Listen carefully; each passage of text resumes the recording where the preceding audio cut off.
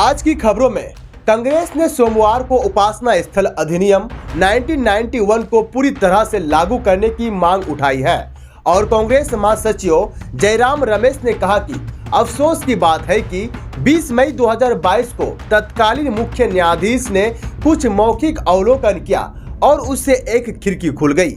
उन्होंने कहा कि मगर 1991 में बने कानून को लागू करना अनिवार्य है। जयराम रमेश ने कहा कि हाल ही में सामने आए विभिन्न विवाद जैसे कि संभल में एक मस्जिद और अजमेर में सूफी संत ख्वाजा मोइनुद्दीन चिश्ती की दरगाह पर दावा दुर्भाग्यपूर्ण है और संसद में मुद्दा उठाएगी कांग्रेस। जयराम रमेश ने कहा कि कांग्रेस ने शुक्रवार को अपनी CWC बैठक में पूजा स्थल अधिनियम 1991 के प्रति अपनी दृढ़ प्रतिबद्धता दोहराई है। यही हमारी स्थिति है, हम इस मुद्दे को उठाएंगे, मगर इसके लिए सबसे जरूरी है कि संसद को काम करने दिया जाना चाहिए। और इस पर भाजपा कर रही उल्लंघन। कांग्रेस कार्य समिति की बैठक में कहा गया कि पूजा स्थल यानी विशेष प्रावधान अधिनियम 1991 का भाजपा खुलेआम उल्लंघन कर रही है।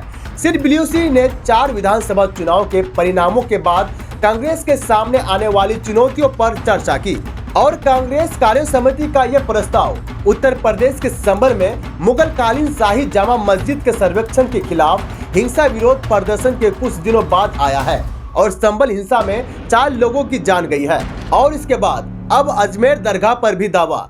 इस बीच अजमेर स्थित सूफी संत ख्वाजा मोइनुद्दीन चिश्ती की दरगाह में मंदिर होने का दावा एक याचिका में किया गया है।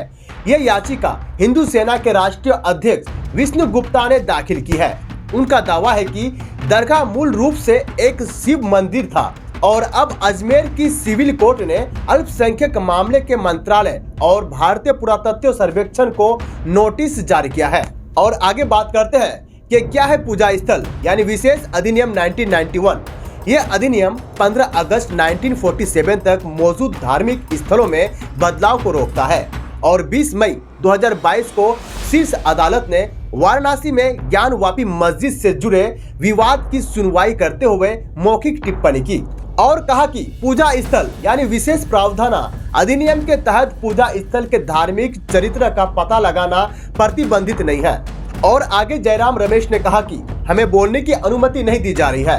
संसद स्थगित होने पर जयराम रमेश ने कहा कि ताला सरकार ने लगाया है। पिछले पूरे हफ्ते और आज सदन को सुबह 11 बजे के बाद कुछ ही मिनटों में स्थगित कर दिया गया और सरकार नहीं चाहती कि सदन चले और विपक्ष ने अडानी, संभल, अजमेर, मणिपुर और कई अन्य मुद्दों पर नोटिस दिए हैं। हम इन मुद्दों पर चर्चा करना चाहते हैं, मगर हमें बोलने की अनुमति नहीं दी जा रही है। वीडियो इंफॉर्मेटिव लगने पर सब्सक्राइब और शेयर जरूर करें।